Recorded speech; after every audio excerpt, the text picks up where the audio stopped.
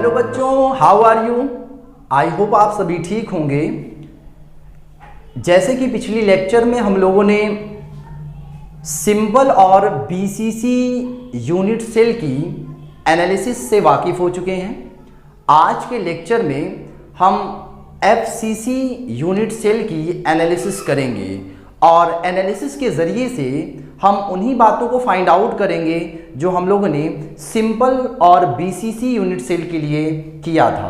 Okay, सो आइए हम लोग शुरू करते हैं analysis of FCC, that means face centered unit cell.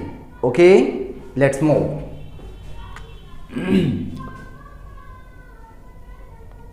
Analysis of face centered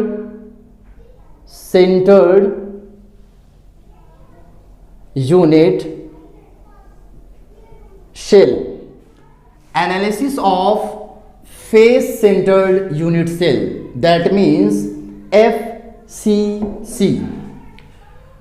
तो जैसे कि हम लोगों ने बीसीसी और सिंपल क्यूबिक यूनिट सेल में सबसे पहली एनालिसिस की थी नंबर ऑफ एटम्स की, ठीक इसी तरीके से हम लोग एफसीसी यूनिट सेल के लिए भी फाइंड आउट करेंगे कि आखिर इसमें भी कितने नंबर ऑफ एटम्स प्रेजेंट होते हैं। ओके, तो सबसे पहली एनालिसिस जो हम लोगों ने एफसीसी की करनी चाहिए है वो है कैलकुलेशन ऑफ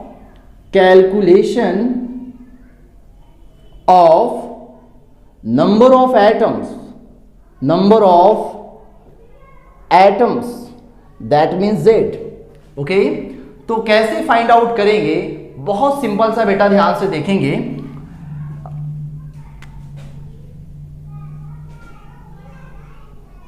ये हमारे पास एक यूनिट सेल बिल्ड हो रही है। ओके, कॉर्नर्स पे एटम प्रेजेंट है।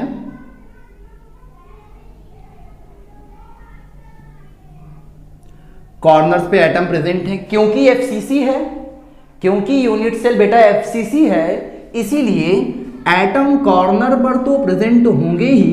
इसके अलावा हर फेस के सेंटर पर, देखिए बेटा ये आपका ऊपर वाला हिस्सा है उसके फेस के सेंटर में, और इसके अलावा ये आपका सबसे लोअर पोर्शन है उसके फेस के सेंटर में एक एटम प्रेजेंट हो गया। ठीक इसी तरीके से इधर वाले फेस की तरफ उसके सेंटर में एक एटम, ठीक इसी तरीके से ये आपका जो बैक साइड है इसके फेस के एक सेंटर में एटम प्रेजेंट होगा। अब हमारे पास एक पोर्शन ये बचा फेस और एक इसके पीछे वाला बचा, तो जब हम इसकी बात करेंगे तो इसका एटम कहीं यहां पर होगा, और जब हम उसकी बात करेंगे तो इसका एटम कहीं यहां पर भी इस सेंटर में होगा। ओके, तो हम लोग बात करने जा रहे हैं यहाँ पे नंबर ऑफ एटम्स की। ध्यान से सुनेंगे। Z, number of atoms. देखिए कितने कॉर्नर्स है बेटा? 8 कॉर्नर्स हैं, 8 कॉर्नर्स हैं। ओके, अब क्योंकि कॉर्नर्स 8 हैं, ये बात हमें मालूम है कि हर कॉर्नर पर जो एटम प्रेजेंट है उसका 1/8 पार्ट इस यूनिट सेल के अंदर है, बाकी जो 7 पार्ट है इस यूनिट सेल के बेटा बाहर है। इसीलिए हम लोग करेंगे क्या, क्योंकि कॉर्नर्स पर एटम कॉर्नर्स 8 हैं और हर कॉर्नर पर 1/8 पार्ट एटम कंट्रीब्यूट किया इस यूनिट सेल में, इसलिए 8 × 1/8 कर देंगे। ओके, फिर हम करेंगे क्या बेटा, प्लस कर देंगे। क्यों कर रहे हैं? क्योंकि इसके अलावा भी हमारे पास 6 फेसेस के सेंटर पर भी एटम प्रेजेंट है। कितने फेसेस है बेटा? 6 फेज है, 6 फेज है बेटा, 6 फेज है। अब हम ये बात समझ रहे हैं कि जो फेस के सेंटर पर एटम प्रेजेंट है, बीचों बीच जो प्रेजेंट है उसका सिर्फ आधा पोर्शन उस यूनिट सेल के अंदर है, आधा पोर्शन इस यूनिट सेल के बाहर है। वो कैसे? क्योंकि हमें ये बात मालूम है कि यूनिट सेल अकेला तो होगा नहीं, यूनिट सेल हमेशा एक क्रिस्टल लैटिस के फॉर्म में होता है। इसका मतलब क्या है कि जो हमारे पास एक क्रिस्टल लैटिस होती है उसमें एक यूनिट सेल कई यूनिट सेल के साथ क्या होता है बेटा, जुड़ा होगा। इसका मतलब अगर हम इस पर्टिकुलर एटम की बात करें, इस पर्टिकुलर एटम की बात करें बेटा, तो इस पर्टिकुलर एटम को एक और इधर की तरफ यूनिट सेल होगा जो आधा पोर्शन इसका शेयर किए होगा।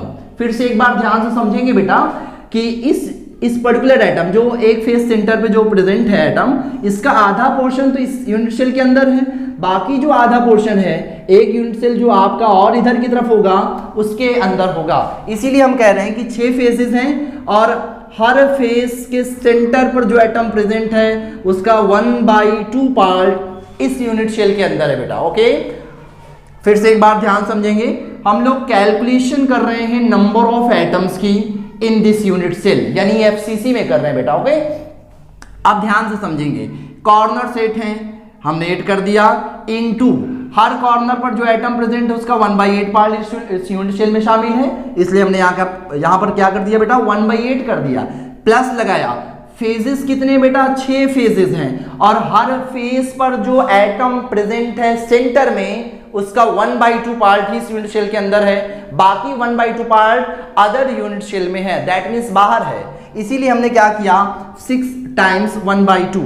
अब क्या हुआ बेटा z इक्वल टू में 8 1 जा 8 दैट मीन्स 1 प्लस 2 1 जा 2 2 3 जा 6 that means 3। It means z equal to में 3 प्लस 1 दैट मीन्स 4, यानी z इक्वल टू में क्या आ जाएगा बेटा 4 आ जाएगा। इसका मतलब ये है कि for FCC the total number of atoms is 4 per unit cell. Okay, तो FCC यूनिट सेल में जो नंबर ऑफ एटम्स होंगे बेटा वो कितने होंगे 4 होते हैं। ओके, तो प्लीज स्क्रीनशॉट ले लें। Okay, so next analysis second, relation between radius that means small r and edge length that means small a। अब हम करने क्या जा रहे हैं बेटा कि रेडियस और एज लेंथ में आखिर रिलेशन क्या होना चाहिए, इसे भी हम लोग थोड़ा सा कैलकुलेट करके चेक कर लें। ओके, तो इससे पहले सॉल्व करने से पहले मैं यहाँ पे आपको स्ट्रक्चर बना दूं, ध्यान से देखेंगे फिर से बेटा। ये हमारे पास एक FCC यूनिट सेल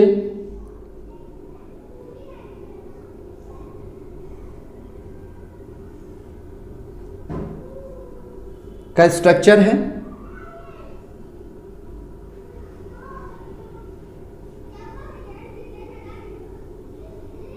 ओके, अब हमें मालूम है कि कॉर्नर पर एटम प्रेजेंट होंगे, ये कुछ इस तरीके से, क्योंकि एटम को हमने एक स्फीयर माना है।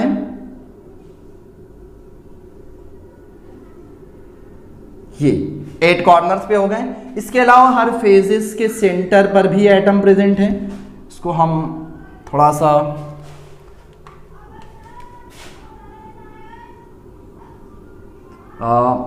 ये इधर की तरफ हो गया, अप डाउन, एक ये इधर की तरफ कर लेते हैं, एक पीछे की तरफ। तो 6 एटम जो हैं फेस सेंटर पे हैं। ठीक है, अच्छा एक और बात समझ लें, ये हम अपने समझने के लिए, इस बात को समझने के लिए हम लोग यहाँ पर एक स्फीयर मान रहे हैं, इनके बीच में कोई गैप नहीं होता बेटा, ध्यान से समझेंगे। ये जो हमारे पास गैप दिख रही है ये सिर्फ हम अपने कैलकुलेशन के लिए, हम अपने आप को समझाने के लिए, समझने के लिए ऐसा काम कर रहे हैं, ऐसा रियल में होता नहीं है। इनके बीच में बिल्कुल गैप नहीं होता। ये एक स्फीयर दूसरे स्फीयर से क्या होते हैं बेटा, एक दूसरे से जुड़े होते हैं। ठीक है, तो ये हमारे पास FCC यूनिट सेल है जिसमें 8 एटम्स कॉर्नर्स पर प्रेजेंट है। इसके अलावा 6 एटम जो है हर फेस के सेंटर पर भी प्रेजेंट है। ओके, तो हम करने क्या जा रहे हैं बेटा, रिलेशन फाइंड आउट करने जा रहे हैं रेडियस में और एज लेंथ में क्या होनी चाहिए। ध्यान से समझेंगे, देखिए ध्यान समझिए, ये हमारे पास है एज लेंथ,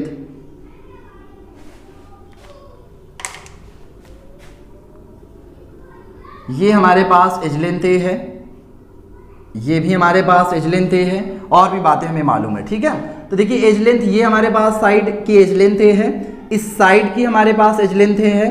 अगर मैं यहाँ पे इसे कुछ इस तरीके से मिला दूं, अगर मैं यहाँ पे इसे कुछ इस तरीके से मिला दूं, तो हमारे पास ध्यान से समझेंगे, ये हमारे पास है स्मॉल आर, ये हमारे पास बेटा क्या है स्मॉल आर, और इसके अलावा ये क्या है बेटा स्मॉल आर। ठीक है, तो हमारे पास ट्राइंगल देखिए ध्यान से, triangle A B C, triangle A B C में होगा क्या, ट्राइंगल ए बी सी, इस ट्राइंगल ए बी सी में क्या है कि अगर हम लोग पाइथागोरस थ्योरम लगा दें तो हमें रेडियस और एज लेंथ में क्या रिलेशन है ये तुरंत पता हो जाएगी। ठीक है, तो इसी को देखिए ध्यान से, r plus R plus R plus R, that means 4r, that means 4r equal to square root a का स्क्वायर प्लस a का स्क्वायर। ओके, ध्यान से समझेंगे, ट्राइंगल एबीसी की बात की जा रही है, यहाँ पे ट्राइंगल एबीसी की बात बेटा की जा रही है, और 4r ये जो आपके पास ये जो हाइपोटेनस है, ये जो 4r है ये इक्वल में हो जाएगा दिस प्लस दिस के स्क्वायर के। ओके, बस बहुत सिंपल सा है, 4r इक्वल टू में, अब देखिए ए स्क्वायर हमें ये बात मालूम है कि 2a स्क्वायर हो जाएगा, दैट सिंपल।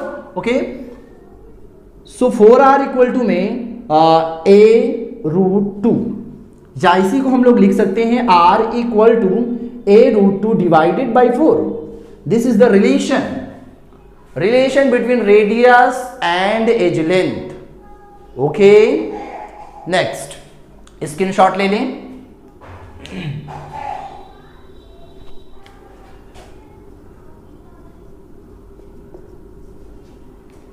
ओके, तो ये हमारे पास रिलेशन हो गया रेडियस और एज लेंथ में।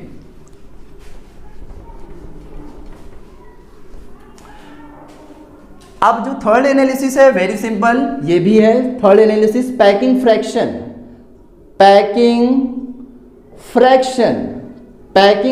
बेटा, पैकिंग फ्रैक्शन। अब देखिए ये बात हमें मालूम है पैकिंग फ्रैक्शन क्या है क्या नहीं है, ये आप अच्छी तरीके से बेटा समझ चुके हैं। अगर पैकिंग फ्रैक्शन की मालूमात आपको नहीं है तो प्लीज़ आप इसके पहले वाले लेक्चर को ज़रूर देखें, और उस लेक्चर के ज़रिए से आपको पैकिंग फ्रैक्शन क्या है पूरी तरह से क्लियर हो जाएगा बेटा। ठीक है, तो ध्यान से समझेंगे, पैकिंग फ्रैक्शन निकालने का जो तरीका था हम लोगों को मालूम है कि packing fraction is the percentage which is equal to z times 4/3 pi r cube divided by a cube times 100। ये बेटा हम लोगों ने फॉर्मूला सीखा था पिछली क्लास में। तो हमको करना क्या है, देखिए बहुत सिंपल सी बात है, पैकिंग फ्रैक्शन हम लोग एफसीसी की बात कर रहे हैं, तो z की वैल्यू यहाँ पर बेटा क्या है, z की वैल्यू हमें पता है 4। अभी जस्ट हम लोगों ने कैलकुलेट किया है the total number of atoms in 1 unit cell of FCC is 4। Okay, 4, the total number of atoms in FCC per unit cell 4। तो यहाँ पर z की वैल्यू बेटा 4 हो गई। इसके अलावा रेडियस और एज लेंथ में जो रिलेशन अभी हम लोगों ने फाइंड आउट किया है, r इक्वल टू में a√2 डिवाइडेड बाई 4।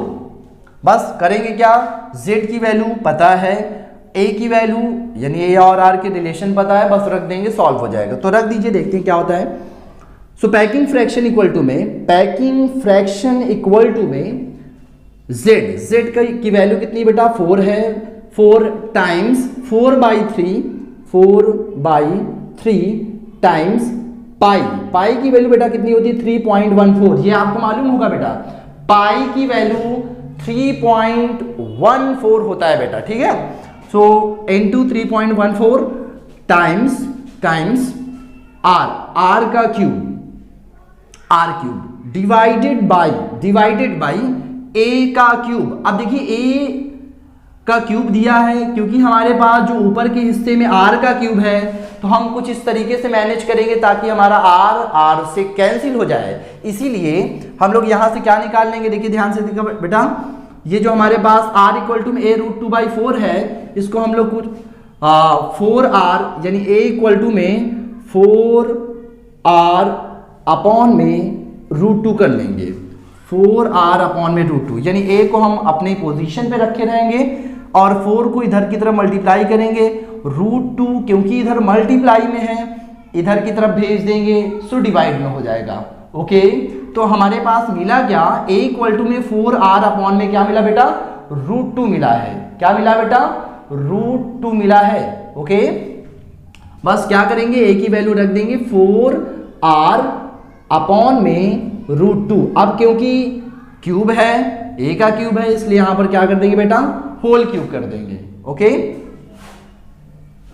अब देखिए 4 का 4 से मल्टीप्लाई करेंगे, 4 4 जा 16, 4 4 जा 16, 4 4 जा 16 divided by 3 into 3.14 into R cube. ध्यान से देखेंगे बेटा, ये जो आर है इसके ऊपर क्यूब लगा है, इसका मतलब ये आर क्यूब होगा, और ये जो हमारे पास आर क्यूब है इस आर क्यूब से बेटा कैंसिल हो जाएगा। ठीक है, आर का क्यूब कैंसिल आउट। तो ऊपर मिला क्या, कुछ नहीं मिला, इसको आप दैट सिंपल छोड़ दीजिए। और वेरी सॉरी, एक बात तो हम भूल ही चुके हैं, यहाँ पर हमको 100 भी करना था, 100 से मल्टीप्लाई भी करना है, तो यहाँ पर 100 कर देंगे।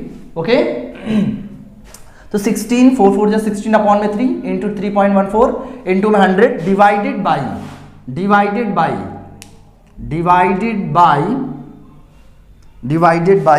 4 4 जा 16 इंटू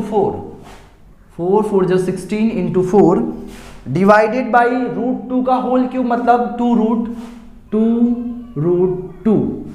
भाई देखिए, √2 का क्यूब का मतलब होता है, √2 का होल क्यूब मतलब √2 का 3 बार मल्टीप्लाई, √2 का होल क्यूब मतलब बेटा √2 का 3 बार मल्टीप्लाई। अब क्योंकि जब हम लोग √2 टाइम्स √2 करेंगे तो ये √2 के जरिए से हमारे पास 2 मिल जाएगा और बाकी हमारे पास √2, इसका मतलब क्या आ जाएगा बेटा, 2√2 आ जाएगा। क्या आ जाएगा, 2√2 हमें मिल जाएगा बाय दिस। ठीक है, बस करेंगे क्या, अब देखिए ये आपका न्यूमरेटर है, ये भी आपका न्यूमरेटर है, ये 16 आपस में एक दूसरे से कैंसिल आउट हो जाएगा। अब क्योंकि ये डिनोमिनेटर है ऊपर जाएगा तो क्या हो जाएगा, न्यूमरेटर में चला जाएगा, ये हो जाएगा 2√2 3.4 इंटू 100 डिवाइडेड बाई बेटा 4 आपका नीचे हो जाएगा और 3 भी क्या हो जाएगा, नीचे आ जाएगा। या इसी को हम लोग लिख सकते हैं 2√2 इंटू 3.14 इंटू 100 डिवाइडेड बाई 4 3 12। सो 2 1 2 2 6 12, कुछ इस तरीके से कर सकते हैं। √2 की वैल्यू 1.414 होता है into 3.14 into 100 divided by 6। Solve करेंगे बेटा, ध्यान से सुनेंगे, सॉल्व करने पर जो पैकिंग फ्रैक्शन आएगी वो 74% नियर अबाउट आएगी। ओके, सॉल्व करने पर जो पैकिंग फ्रैक्शन है फॉर FCC 74% नियर अबाउट आएगी बेटा। ओके, सो आप इसे कैलकुलेट कर लेंगे। ओके, ठीक है, तो ये बात आप आई होप आप सबको समझ में आई होगी।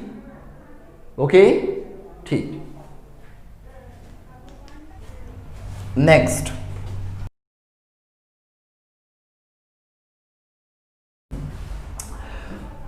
ये हम लोगों ने 3 एनालिसिस बेटा कर लिया है। पहली एनालिसिस हम लोगों ने किया नंबर ऑफ एटम्स, सेकेंड जब हम लोगों ने डिस्कस किया रेडियस और एज लेंथ पर रिलेशन, और जो थर्ड हम लोगों ने कर लिया अभी पैकिंग फ्रैक्शन।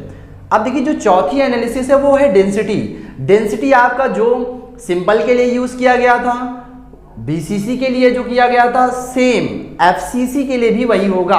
यानी कि अगर हम चौथी एनालिसिस डेंसिटी इक्वल टू में हम लोगों ने BCC और सिंपल क्यूबिक यूनिट सेल के लिए फाइंड आउट किया था, और कुछ इस तरीके से हम लोगों ने ड्राइव किया था m टाइम्स z अपॉन में a क्यूब इंटू Na। अब देखिए d क्या है बेटा, डेंसिटी है, m क्या है आपका मोलर मास है, z क्या है आपका नंबर ऑफ एटम है, a क्या है बेटा एज लेंथ है, और Na क्या है बेटा Avogadro constant, Avogadro number. Okay, तो बस आपको करना क्या है कि FCC के लिए बस चेंज क्या होगा, value of z, number of atoms. Simple के लिए हम लोग z की वैल्यू 1 यूज करेंगे, बीसीसी के लिए नंबर ऑफ एटम्स यानी जेड की वैल्यू क्या यूज करेंगे, 2 यूज करेंगे, और एफसीसी के लिए जो जेड की वैल्यू हम लोग यूज करेंगे 4। ओके, तो बस यही फर्क है सिंपल बीसीसी और एफसीसी के लिए। ठीक है, नेक्स्ट कोऑर्डिनेशन नंबर। जो हम चौथी एनालिसिस की बात कर रहे हैं यहां पे है वो है कोऑर्डिनेशन नंबर बेटा। जो 5th एनालिसिस है वो है कोऑर्डिनेशन नंबर, कोऑर्डिनेशन नंबर बेटा, कोऑर्डिनेशन नंबर। 5वीं एनालिसिस कोऑर्डिनेशन नंबर। अब कोऑर्डिनेशन नंबर क्या, ये आप बात पहले से भी जान चुके हैं, the number of nearest neighbours or nearest touching atoms to an atom, okay, is called coordination number of particular particle, particular constituents. Okay, ठीक है। अब हम क्योंकि एफसीसी की बात कर रहे हैं तो एफसीसी की कैसे कैलकुलेट करेंगे कोऑर्डिनेशन नंबर, ध्यान से समझेंगे बेटा।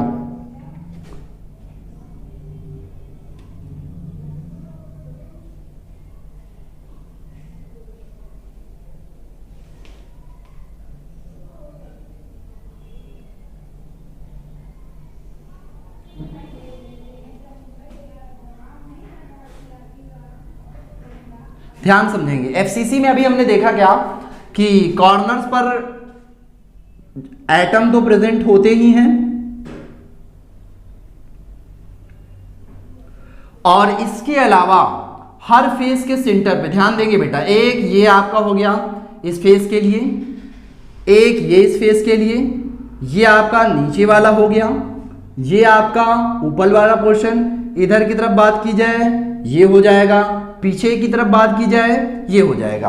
यानी कि इस एफसीसी में एटम एक एक कॉर्नर पर तो प्रेजेंट होते ही हैं, इसके अलावा साथ ही साथ एक एक एटम हर फेस के सेंटर पर भी प्रेजेंट होता है बेटा। ओके, तो ध्यान से समझेंगे। अच्छा, अभी हम लोगों ने बात ये पहले से भी जान चुकी कि एक यूनिट सेल अकेला होता नहीं है, हमेशा एक क्रिस्टल के फॉर्म में, यानी क्रिस्टल लैटिस, एक यूनिट सेल कई यूनिट सेल के साथ क्या होता है बेटा, जुड़ा होता है। ओके, तो अगर हम किसी पर्टिकुलर एटम की बात करें, ध्यान से समझेंगे बेटा, अगर हम किसी पर्टिकुलर एटम की बात करें तो उसकी कोऑर्डिनेशन नंबर क्या होनी चाहिए। अगर मैं इस पर्टिकुलर एटम की बात करूं, इसकी ध्यान से समझेंगे, we have a particular constituent particle, ये हमारे पास एक पर्टिकुलर कंस्टिट्यूएंट पार्टिकल है, इसी की कोऑर्डिनेशन नंबर की बात हम कर रहे हैं। ये दरअसल पार्टिकल कहाँ है बेटा, इधर की तरफ है, ध्यान से समझेंगे, इधर की तरफ है, ये आपका सामने वाला पोर्शन है और ये आपका साइड वाला पोर्शन। तो इस साइड की बात कर रहे हैं हम लोग, उस साइड के सेंटर के फेस पर एटम प्रेजेंट है, तो इसकी कोऑर्डिनेशन नंबर होना क्या चाहिए, ध्यान से समझेंगे। ये जो 4 एटम हैं ये वाले, देखिए इस फेस के जो 4 एटम हैं ये इसके नियरेस्ट तो होंगे ही, ये जो टच कर रहे होंगे, क्योंकि हमें मालूम है कि एटम स्फीयर के फॉर्म में होते हैं, इनके बीच में कोई जगह नहीं होती है। ओके, तो ये आपके पास देखिए नियरेस्ट एटम है। अब इस पर्टिकुलर एटम के लिए 4 एटम तो ये सराउंड कर रहे हैं, घेरे हुए हैं, टच कर रहे हैं। इसके अलावा ध्यान समझेंगे, इस पर्टिकुलर एटम को ये जो आपका साइड वाला पोर्शन है ये एक टच कर रहा है। दूसरी बात, ये जो आपका ये तो ऊपर वाला पोर्शन हो गया, एक नीचे वाला पोर्शन का जो एटम होगा ये भी इसको टच कर रहा होगा, यानी घेरे होगा। इसके अलावा ये जो आपका पोर्शन है ये इधर की तरफ है, ये भी इसको टच कर रहा है, और इसके अलावा ये जो एटम है उधर वाला पोर्शन है, इसको भी टच कर रहा है। लेकिन ये जो एटम है ये वाला बेटा ध्यान समझेंगे, ये जो एटम है ये बिल्कुल अलग फेज में है, इसका कनेक्शन इसके करीब नहीं है, यानी ये नियरेस्ट नेबर नहीं है। ये सारे जो कॉन्स्टिट्यूएंट हैं ये इसके नियरेस्ट नेबर है। तो how many number of atoms surround this particular, इस यूनिट सेल में देखिए ध्यान से, एक एटम ये हो गया, एक एटम ये 2 3 4 5 6 7 8। ओके, तो ध्यान से समझेंगे, इस पर्टिकुलर एटम को 4 एटम तो इस तरीके से घेरे हैं और 4 एटम ये कुछ इस तरीके से एक प्लेन फॉर्म कर रहे हैं। ध्यान से देखेंगे बेटा, एक प्लेन फॉर्म कर रहे हैं, ये प्लेन 4 एटम। ओके, इसी तरीके से एक प्लेन हमारे पास ये हो गया इस पर्टिकुलर एटम को। ध्यान समझेंगे, 8 एटम तो ये हो गया। अब समझिए कि इस तो हमने एक सिंगल यूनिट सेल बनाई है, इसी तरीके से एक यूनिट सेल जो हमारे पास इधर होगी, इधर की तरफ जो हमारे पास यूनिट सेल होगी उसके भी 4 एटम, कुछ इस तरीके से, उसके भी 4 एटम, 4 एटम इस तरीके से इसको टच कर रहे होंगे बेटा। ओके, तो यहां पर 3 परपेंडिकुलर प्लेन्स हो जाएंगे एक दूसरे के। ठीक है, तो ओवरऑल हुआ क्या, 8, 9, 10, 11, 12।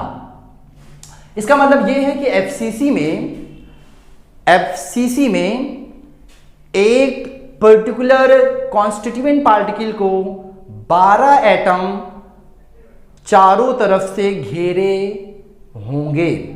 होते हैं। ठीक है, इसका मतलब यह है कि for FCC coordination number is 12, for FCC coordination number is 12। Okay, तो एफसीसी के लिए जो कोऑर्डिनेशन नंबर होती है बेटा वो कितनी होती है, 12 होती है। फिर से एक बार इसको समझ लें, हमने बोला कि इस पर्टिकुलर एटम की अगर हम कोऑर्डिनेशन नंबर की बात करें जो फेस के सेंटर पे है, इसको देखिए 4 एटम, तो ये नियरेस्ट नेबर है, ये हो गए। इसके अलावा 4 एटम देखिए, एक फेस ऊपर वाला, एक फेस बैक वाला, एक फ्रंट वाला, और एक जो फेस आपका है वो किधर है बेटा, ध्यान से देखेंगे, एक फेस आपका एक फेस ये हो गया, एक फेस वो हो गया, एक ऊपर एक नीचे, मतलब 4 एटम इसको टच कर रहे हैं। लेकिन ये वाला जो फेस है बेटा बिल्कुल अलग है, तो ये आपका नियरेस्ट नेबर नहीं होगा। तो अगर इस तरीके से 4 एटम ये हो गए, 4 ये हो गए, तो इधर जो और यूनिट सेल होगी उसमें भी तो 4 एटम ऐसे होंगे जो इसको नियरेस्ट नेबर्स की तरीके से क्या कर रहे होंगे, बिहेव कर रहे होंगे, घेर रहे होंगे। ठीक है, इसीलिए एफसीसी के लिए जो कोऑर्डिनेशन नंबर होती है 12 होती है। ओके, तो इस लेक्चर में हम लोगों ने एनालिसिस किया एफसीसी की, और उसके जरिए से हम लोगों ने नंबर ऑफ एटम्स को फाइंड आउट किया, डेंसिटी फॉर्मूला क्या होना चाहिए इसको भी हम लोगों ने कैलकुलेट करके देखा, पैकिंग फ्रैक्शन क्या होनी चाहिए इसे भी हम लोगों ने कैलकुलेट करके चेक किया। इसके अलावा हम लोगों ने रेडियस और एज लेंथ में रिलेशन क्या है बेटा, ये भी क्या है, इसको भी हम लोगों ने फाइंड आउट कर लिया। और इसके अलावा साथ साथ हम लोगों ने कोऑर्डिनेशन नंबर की वैल्यू को भी फाइंड आउट कर लिया है। Okay, thank you.